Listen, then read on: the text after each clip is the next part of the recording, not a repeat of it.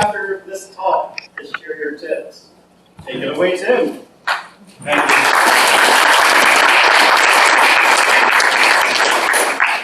Quick addendum, I forgot that I wrote that I run trails. I actually just got 7 stitches removed because I fell while running the trails. Wow. That dampens my running. How's everybody doing today? Good. Thank you for sticking around for the last, formal talk. Who all staying for the lightning talks? Heck yeah. Maybe. Anybody in here giving a lightning talk? Yes. All right, we have at least 2. That's great. Again, my name's Tim. I'm currently teaching at W. Stevens. I brought a contingent of some of my CNSA students.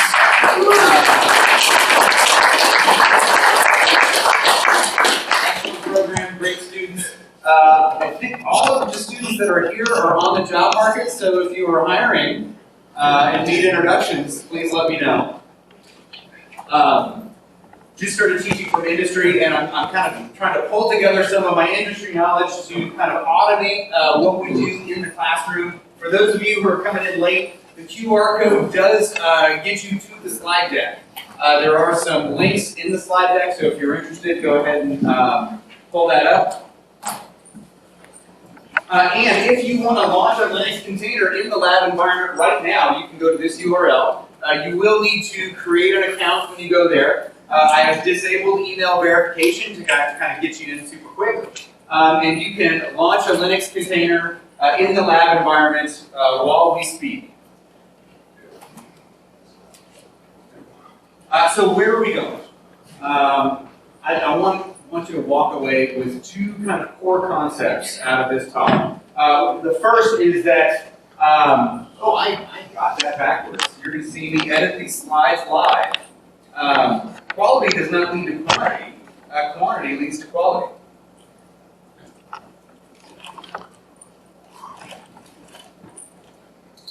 See, if I had done a large quantity of these slides, I may have caught that before I started. Second of all, we can code infrastructure. Who, just curious, software developers? Okay. System administrators? Both? Okay, so those of you who are both, who is doing some form of configuration management of your environment now? Great. What are we using to do it? Yeah, you just gave a great talk about it. YAML is the most popular language. Quick note, I am used to being heckled. As I mentioned, my students are here. If you have questions or comments, I'm open to it throughout. We will have time at the end as well. What tools are we using? Anybody using Terraform or OpenTofu? Okay. Anybody using Ansible already? Okay. Where are you here? I'm worried. I was wondering if this would be a lot of introductory to both of those topics. Hopefully everybody walks away knowing some stuff after this, though. And then we will talk about why you should be coding infrastructure for those of you who are not on board with this yet. True to my role as instructor now, I will give you homework at the end of the talk. Nobody is going to walk out of this talk knowing exactly how to do this stuff unless you've already been doing it. One thing I see a lot with conference talks is I'm just going to let this talk wash over me, and at the end of 40 minutes I'm going to be an expert, and unfortunately it just doesn't work. So hopefully the homework, if you are not a pro at this stuff, the homework will get you onto the path of being a pro at this stuff. Who here has created a container so far? Have we had success? All right, let's actually go check this out in a minute. Hit refresh. Oh, no. So if you go to lab, you actually can create a Linux container in our environment right now. I am not seeing any inappropriate names here. Thank you very much. You know who I'm talking to there. We've had some threats of bad instance names. All right.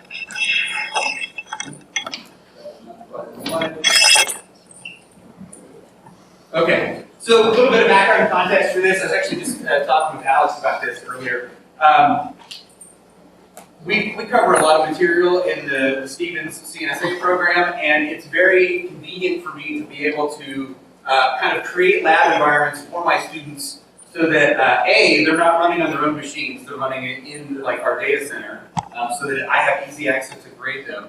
And then B, I know exactly what environment they're starting with, so it helps me kind of grade their stuff a little bit quicker.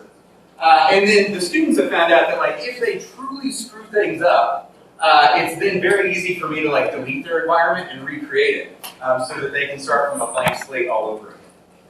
So that's kind of the background going into this. I have chosen Incus for the foundation of the lab environment we're running in today because it is something that it's kind of a lightweight hypervisor that we're able to run on the bare metal servers we have in the lab. But the open tofu stuff that we're talking about applies to any infrastructure that you might be using.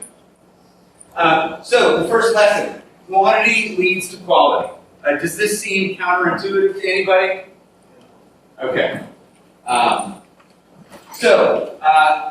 This is an anecdote. We'll talk about the origins of the anecdote in a couple of slides.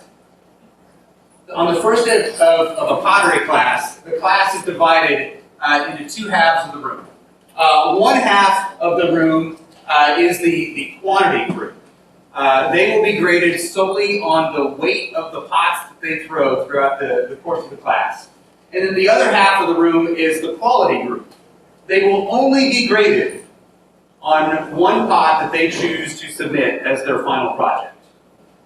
This was an experiment run by the instructor. The interesting thing was the quality group actually turned in better pots than the quantity group turned in better pots than the quality group.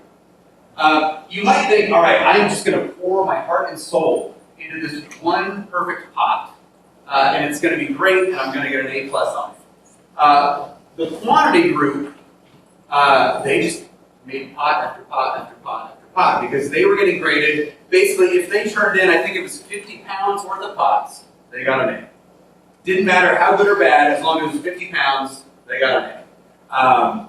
And then down the scale until if you turned in 10 pounds, you got a C, and anything less, like you failed.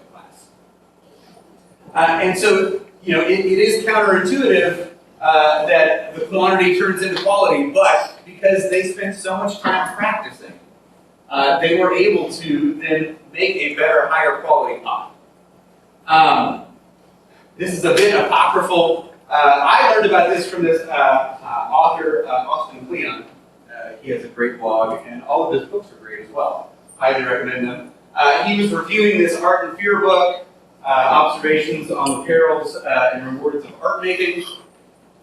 And then later he was reading this book called Atomic Habits, and in the Atomic Habits book there was this same anecdote except for photography. And it was the same sort of deal. Half of the class, you had to turn in one photo, and it had to be the best photo you took for the entire class. Everybody else was judged on how many photos they took. Austin did a little bit of research, and yes, it turns out the photo story was the accurate story. Apparently these guys, because they were talking about kind of a lot of printmaking in their book, they wanted a kind of non-visual art example, and so they took some liberties and turned it into a pot anecdote. I just like the visual of you having to haul in, 50 pounds plus of pots to get your A+ grade in class. There's a counterpoint to this, obviously, and this is, I think, what you all are talking about when you raise your hand saying that maybe quantity leading to quality does not seem like it would make sense. Who here loves the McDonald's cheeseburger? All right. Who here sometimes gets the McDonald's cheeseburger because you enjoy the consistency of it? I have definitely, been in some food courts where it's like, yeah, I'll take the known quantity over the unknown quantity. One of the big things for us as we were talking about this concept, though, if your server practice is turning into like ratty-looking cheeseburgers with like dry congealed cheese, maybe you actually do need to take a break and reconsider where you were trying to get with this whole quantity thing. Ideally, with your practice of doing things over and over again, you are getting better and better at it all the time, not worse and worse. And one of the things that is kind of driving this for me too is how many people have had like computers or servers in their life that they like that is precious to them and you must take care of it at all costs? All right, seeing some hands here. I used to work at this place called Webstrong Stores. Some of you are familiar with it. I say it exactly that way to get a reaction from my students because they're tired of hearing Webstrong stories from me. One of the things I loved about that particular place was if a server was acting up, they would destroy the server and recreate it rather than like fiddle with it. Yeah, in the back. What is the Webstrong store? I've seen it a few times. I'm curious. Do we have a current Webstrong Store employee that wants to answer that? Alex. Freund store is the nation's largest retailer of restaurant equipment. Yeah, so basically if you need to buy anything restaurant related, like you go there. So it's like the restaurant store on the web. Exactly. Yeah. Same parent company. But anyway, yeah, they don't mess around fixing broken servers. They destroy them and recreate them. And it's through that practice that their systems have become incredibly reliable. All right, so let's talk about coding infrastructure. First of all, the hypervisor that we're using in our lab environment is, again, Incus. It is a lightweight container and VM manager. If you've heard of Canonical's LXD project, Incus is a fork. I forget the cause of the fork now. I think with Canonical doing some funny business with licensing, probably. Canonical wanted to pull it and use it differently than the project. It was open source, and Canonical kind of took ownership of it. Oh, classic story, which we'll talk about with the Terraform open source stuff later. I like it personally because it runs on as little as one machine where you can cluster things. We have a cluster of 3 servers running in the school environment. LXC containers are very easy to spin up. That's what some of you, let's see, have we had anybody else join us? That's what some of you are using. Oh yeah, a lot of people. All right, this is great. For those of you that aren't able to actually log in there, what I will show you, if you have one of these containers, it's not just that you're provisioning it.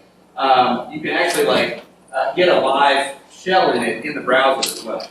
So this is a regular Linux container running, and through the magic of the Extern.js project, as well as the Django async channels project, you're getting piped right into this Linux environment in your web browser. That seemed a lot easier. All of these have live IP addresses. Like if we run the ipadder command, we will see it's on our 10200 network in the lab. But that was a lot easier than routing these IP addresses back out into the public so that you could get it.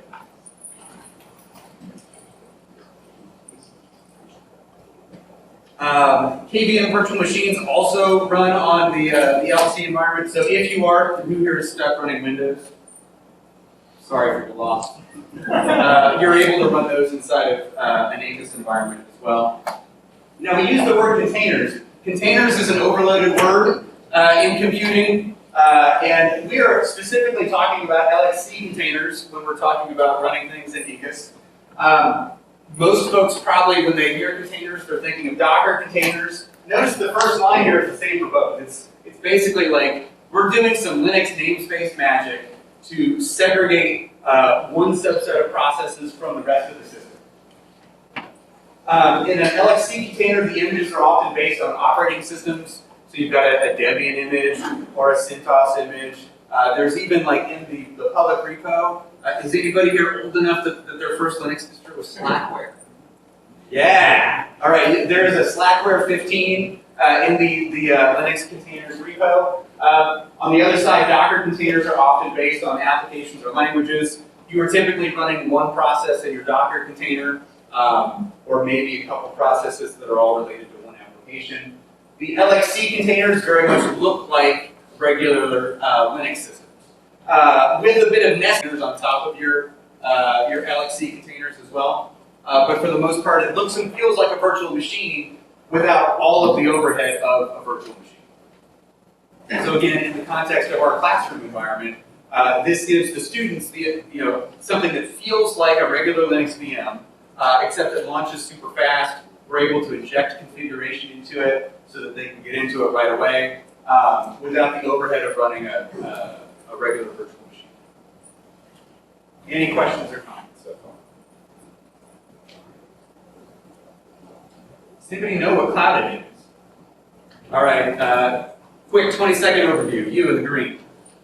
Yes, so Cloud Init is a program that's installed in the operating system images that are designed to run cloud environments. And it allows you to pass in certain bits of information, like your user accounts you want to create, to configure the new virtual machine easily. Exactly. So basically, like with the new machine, we have this bootstrapping problem of like, how do I log into the new machine? Cloud Init solves that problem by allowing us to inject stuff at runtime.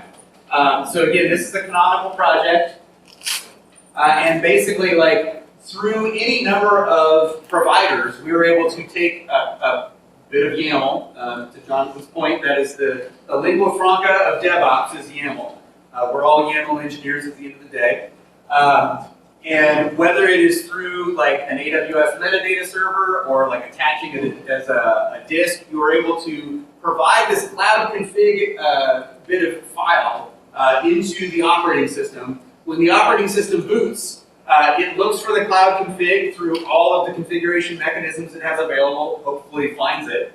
And then there are commands that can run at first launch and then also at every boot.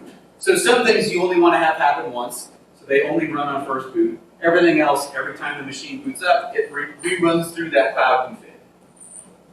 And I believe, yeah, I've got a little short example here.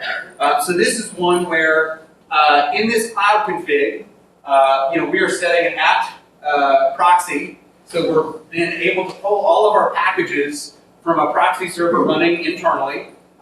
It's not that like it's a ton of traffic, it's just that it's a lot faster when it's one machine over in the rack rather than going out to the internet. This first SSH authorized keys allows us to inject whatever key we want to the default user of that particular distro. And then we also have a user stanza here where I am defining an Ansible user. Same key here. Of course, this is not a valid SSH key. Just work with me here. This has to fit on a slide. And that allows us, every time any machine boots that we've injected with this particular cloud config, we immediately have access to be able to log into it and then make further changes. This then goes full circle with dynamic Ansible inventory that when a new container spins up, it automatically shows up in our Ansible system, and then we can start to then configure more stuff about it.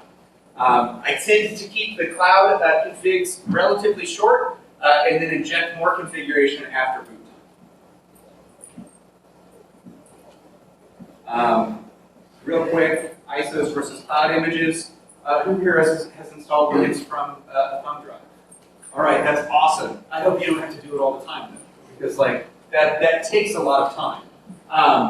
If you are doing a lot of Linux deployments, I hope that you, if you're in a bare metal world, start looking into fixie booting or at least pre-seed files, and then you're not actually having to go through the process of actually installing Linux in the most manual sense. Again, quantity leads to quality, and if you have to install a lab worth of Linux and you are doing it manually, how much are you willing to bet that you yourself will not screw something up and make some inconsistency in one out of your 25 servers?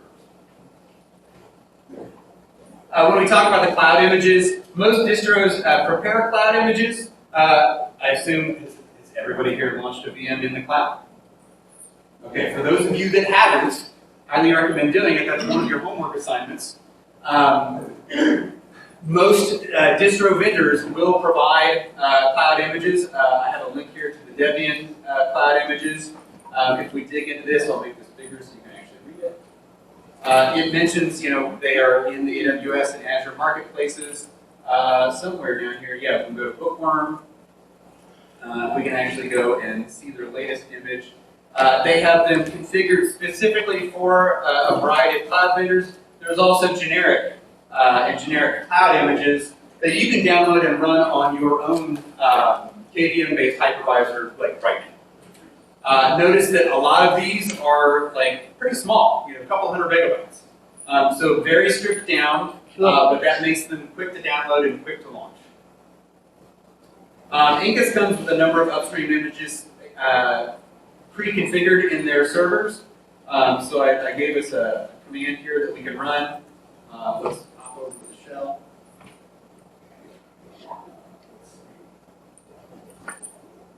If I do image list, so that's what I have locally. We are going to look at the images upstream server. Sorry, that's image. All right. Incus image. What did I forget? Oh yeah, I forgot because I'm asking for the compacts. No. And now I can't type.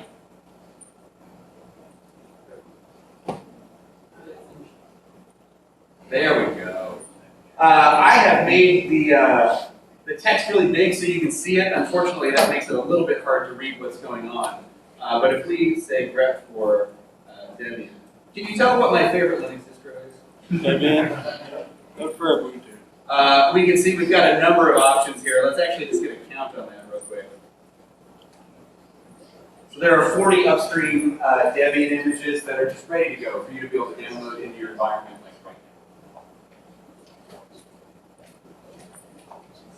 23 minutes left. So let's keep OpenTofu or Terraform. So we were talking about Canonical and LXD and their license stuff. In short, actually before we talk about that, let's talk about defining desired state. All of these configuration management tools, we're dealing with saying what we want of the computer, not how we want it done.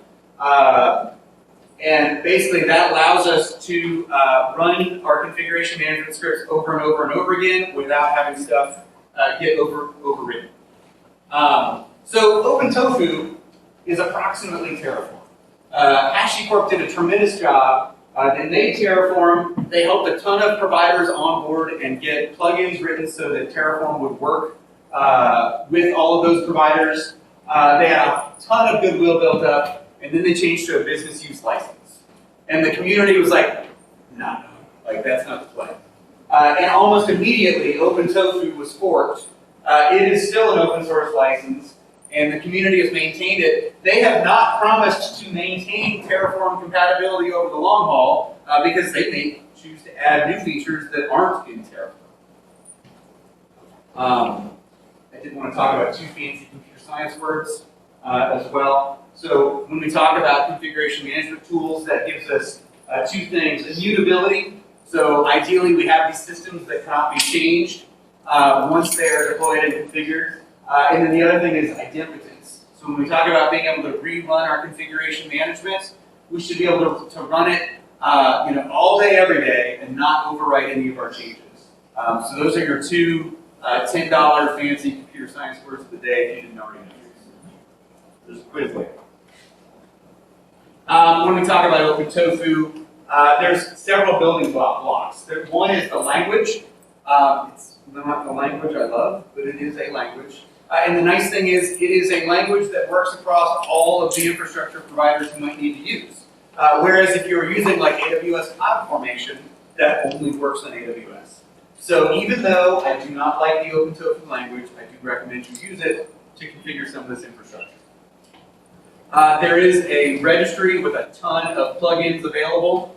So for instance, if we look for Incus, we will actually see the Incus provider, and we will learn about all of the different resources that are available inside of the Incus tool. A little bit bigger so you can see what I'm pointing at there. An instance is kind of the basic building block of building this stuff. And then finally, there's state. When we run tofu apply, OpenTofu looks at three things. Our source code files, the real world, and then also a state system that tells OpenTofu how it last left the real world. The thing with state is the default is a file provider, which seems super scalable, right? Because you only have one person on your team and one computer. That is Turns out that's not super scalable. You'll often want to look into an object storage system or a database, or even like if you're using GitLab, GitLab supports keeping Terraform state in GitLab. And that allows your whole team to work on this stuff simultaneously without stepping on each other. Some people might ask, why do you need a state system when OpenTofu should just be able to query the infrastructure and see what the state is? Some cloud environments provide enough metadata that we can do that. Unfortunately, not all of them do. I actually tried this. It didn't work because the metadata either wasn't there or it was so slow as to be almost unusable. So we are stuck with this concept of state. So let's take a quick code break. We go into, here we go. So this is in one of my OpenTofu directories here. So if I run tofu apply, you can see it's refreshing state on all of this stuff, and everything's good. Now the cool thing is, if I go into my editor and I go into my roster, so these are all of our student names. I'm just going to add myself here, and then I'm going to go back and I'm going to run tofu apply again. And again, it refreshes all the state, and it lets me know, hey, there's something in our source code that is not reflected in the real world. Are you ready to have that come into existence? I'm going to hit yes, and it is actually creating that container behind the scenes. Let's take a real quick look at the actual configuration file that made that happen. So inside of this Terraform file, we can see we are running the CSV to code method. Can everybody read that?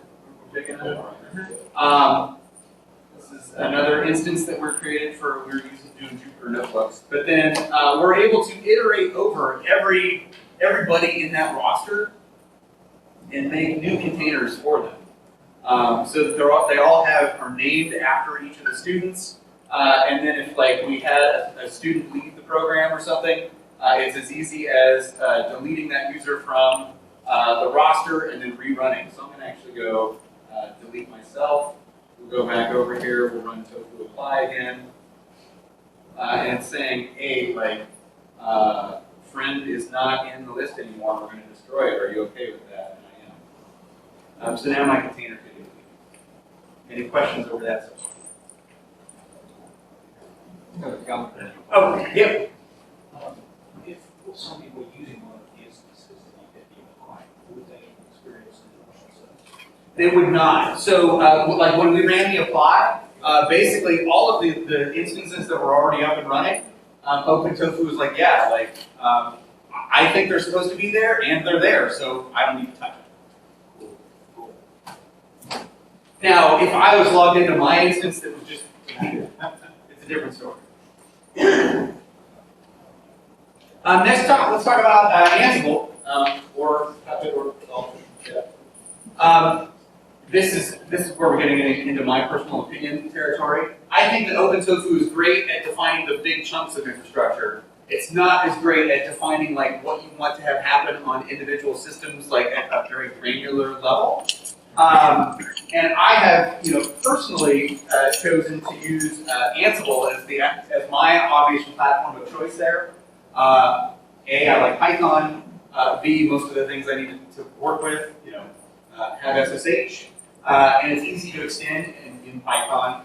There's a huge quantity of roles that are well maintained out in the public world. Yeah? You ever just skip the OpenTofu and just do Ansible? I do. I don't think that Ansible does as good of a job provisioning the infrastructure side of things, which is why I kind of have a split brain there. But in much smaller environments, I have used Ansible for both. And there's a slide about this next. You need to decide what's right for you. And if you think that, hey, Ansible sucks, I'm actually going to use Jeff. Or OpenTofu sucks, I'm going to use CloudFormation, even AWS. I just want you using something to manage your configuration. Roles and playbooks are written in YAML because, of course, we are DevOps engineers. I was going to show a little bit of Ansible code. Yeah, I've got some.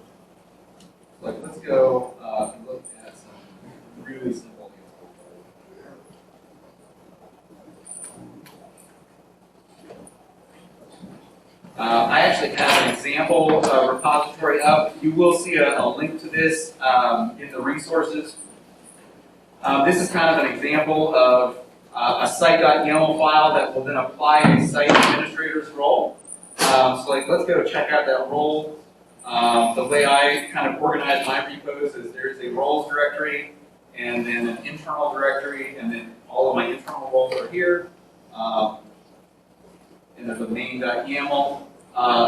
This is one where all we're going to do is any administrator that has left the company, like their user account will be deleted. So we're using the Ansible built-in user command here, looking at usernames, and then if their idle state is absent, we make sure that they are deleted. And then any new administrators that are added, we're using the Ansible built-in user command to create that user account. Note that we are not saying, use the add user command with these parameters. We're saying, look, I just need an Alex user, and I want his shell to be user bin bash. And then later on, if we look further down in the list here, we actually are making sure that SSH keys are added for the particular user, and we're granting passwordless sudo. So that means any user in the environment that is an administrator would be added to these systems and be able to sudo without actually having to be issued a password by me. One of the interesting things about this, so when we're looking at this Ansible POSIX authorized key command, let's actually go look at the variables here. So inside of our inventory, we have a, did I put this in the group? Yeah, okay.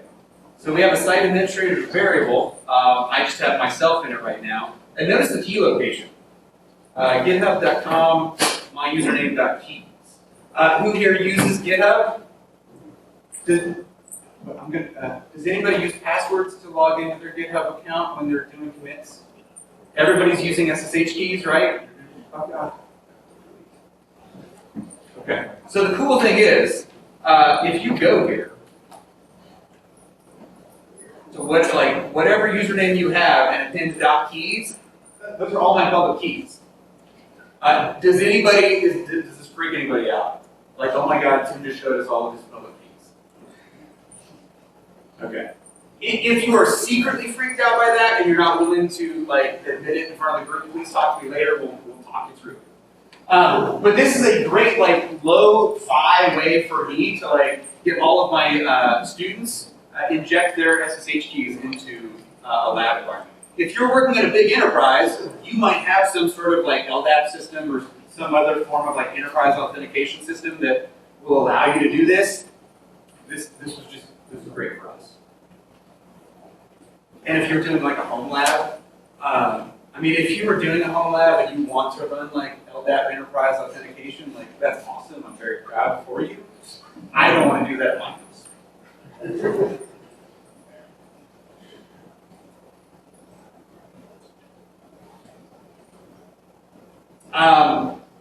But I don't like that. That's fine. I don't care what tool you use as long as you're using a tool. And I know we had a lot of hands raised because of the title of this topic. I think a lot of folks who don't know what they're missing out on, maybe self-selected out of even being in this talk. So I guess what I would ask is if you are somebody who's using configuration management and you still have people in your life that are not yet using configuration management, could you please help spread the gospel of any sort of configuration management is better than no configuration management? Even if you're using the abomination that is the Windows desired state configuration system, it is better than no. The big thing is life is long. I started out using Puppet because that was the fashion at the time, and then the fashion at the time moved on. And the next, there's probably something else that's come along that is still moving on. The cool thing is, regardless of what configuration management tool you are using, it is going to be easier to migrate from one configuration management system to another than to migrate from a big ball of nothing that you are maintaining by hand to any sort of configuration management system in the future. The big thing here is start small. So if you are one of the folks that is not doing any configuration management, pick something that you want to configuration manage, preferably in a dev or a lab environment, and really get that down.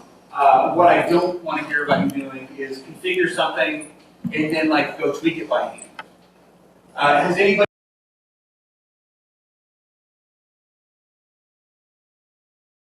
Well, and I kind of really like it, but like, who here bets that I'm using Ansible in 10 years? That's probably the right bet. Like, there's probably something else that's come along that has stolen the thunder. The cool thing is, regardless of what configuration management tool you are using, it is going to be easier to migrate from one configuration management system to another than to migrate from a big ball of nothing that you are maintaining by hand to any sort of configuration management system in the future. Big thing here is start small. So if you are one of the folks that is not doing any configuration management, pick something that you want to configuration manage, preferably in a dev or lab environment, and really get that down. What I don't want to hear about you doing is configure something and then like go tweak it by hand. Has anybody heard of the term like configuration drift? Can you give us a brief overview?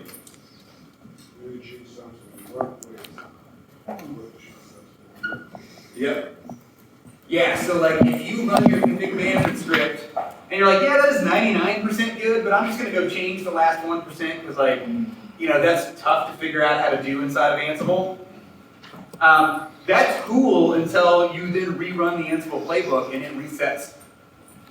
Actually, I won't name the company that this happened at to protect the guilty. My team had implemented Puppet configuration management, and I don't know if you know the way Puppet worked is like it would actually check in, you know, every like 20 to 60 minutes or something like that. And this team spent most of a day trying to deploy some changes without understanding that Puppet was changing things back every 20 minutes. And so they're just like, I don't know, like I deployed the thing, but now it's back to the way it was. And it took them like the better part of a day to think, should we like call somebody and like see what's going on?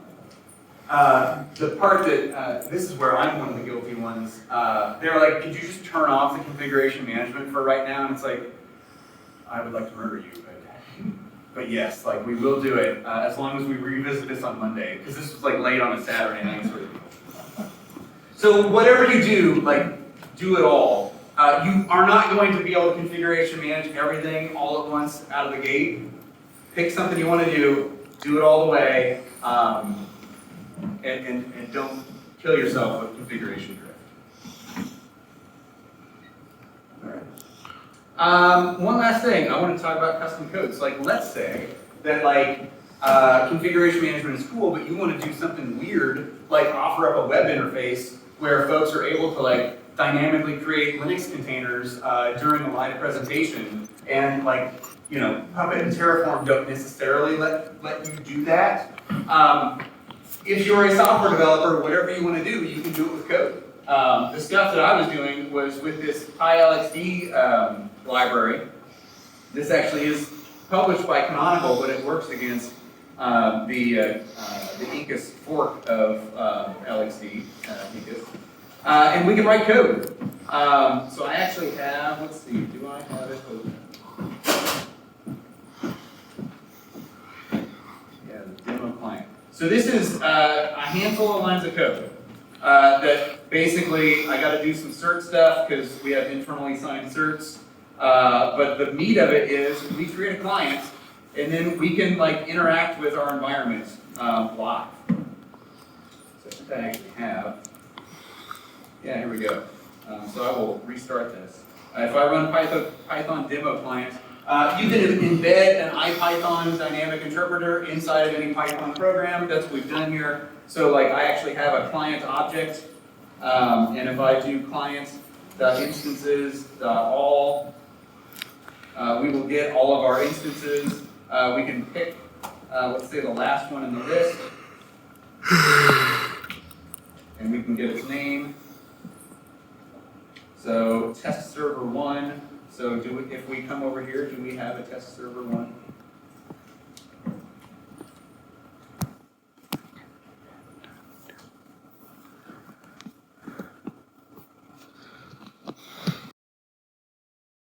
To that object right now. And if I wanted to, we could then stop it. So if we would then like go into a different terminal, we could actually do with a test server. Test server 1. So we can see it's now stopped. And then if I go back, I can do start.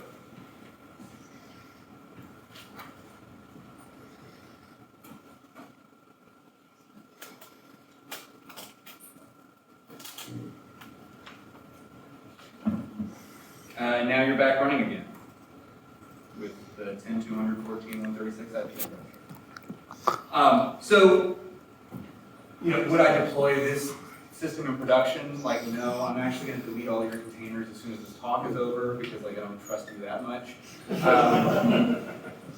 But like, this is within your capability to like if you can write 20 lines of code, you can start to write code that makes these containers appear out of nowhere. And I think that's pretty cool. Any questions? Yes. Not necessarily a question, but more of a perspective or a comment, right? Yeah. So I think one of the things you hit on was like, how do you ramp up to becoming more automated in your deployment?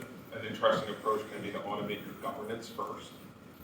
And so Yeah. you start with a governance policy where it's like no images more than 30 days. Things Yeah. like that, and it automatically deletes it, and you'll get really good at your automation for free. Absolutely, yeah. So you had mentioned Peter, right? So Peter in the last talk was talking about compliance departments and stuff like that. The last place I worked, we eliminated so many meetings with the security department by using Terraform to manage our account creation. So it wasn't a question of like auditing, did we give Wayne an account when he needed it, and also did we kill Wayne's account when he left? It was, this is all done automatically. It watches Active Directory, and when a new account gets added to this group, a bunch of stuff gets provisioned, and as soon as it gets disabled, Terraform runs again and deletes them from all the other areas. And the security guy was like, "You just made my life so easy," and we never had to meet with him again about that. When you hear software developers from the 1970s talk, they appear to have a much lower tolerance for certain failure modes and certain bad practices, which I think are more permissible today because of how easy it is to do things. Okay. So how do you take this framework and not end up with McDonald's? Like, how do you control for that tendency? Not taking McDonald's, you know what I mean? A lot of it comes down to the team you're surrounded by and the company culture, I feel like. So I've been an SRE and an SRE manager at a lot of companies, and some of the places really did not care about like how things worked as long as they got the immediate incident done with. Other places really cared a lot about like, no, this needs to work all the time, and I want on call to like not be a stressful event. And the big thing is like, how do we foster that culture at the places that suck? Hey Tim, can you explain what an SRE is? Sorry, SRE is Site Reliability Engineer. So it is like, it's the guy or gal that is making sure your systems are up and running with 99.999% uptime. Unless you're a college professor, in which case 50% uptime is good. Because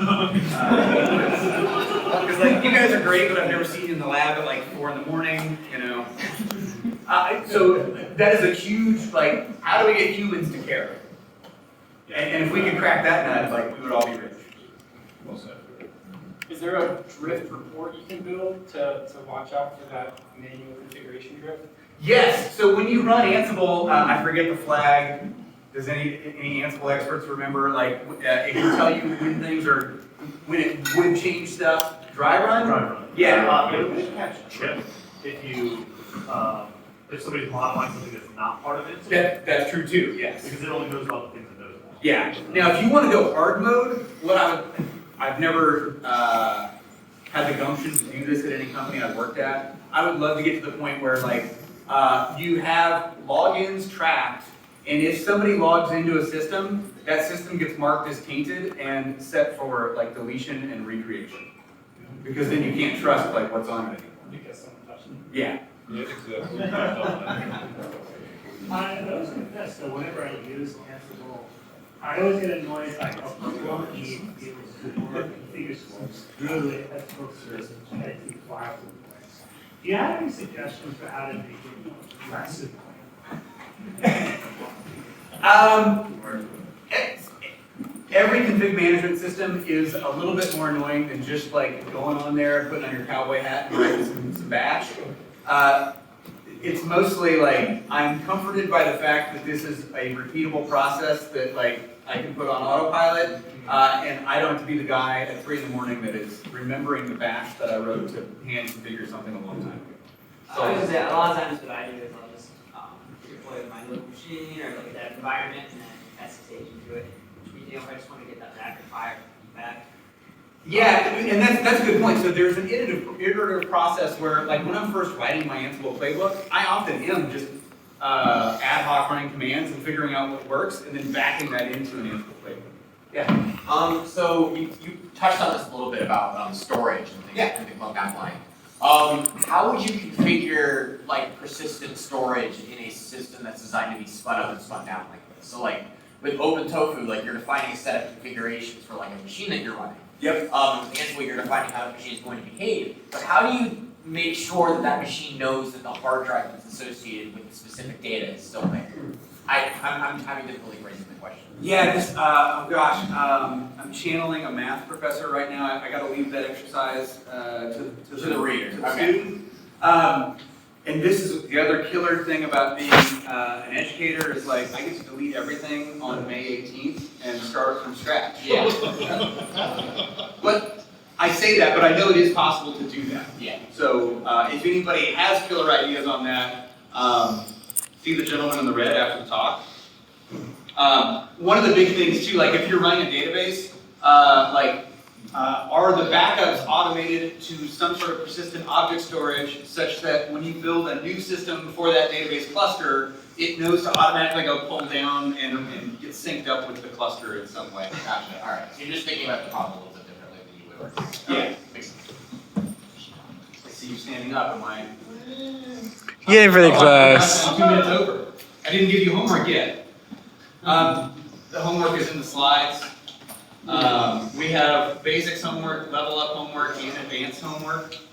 The other thing is if you want to shout at me or be friendly with me, these are all the places you can find me. There is a Discord link in there if you want to like chat and talk about actual like lab activities. That link expires in 7 days, but everything else is good forever. So, thank you, everybody.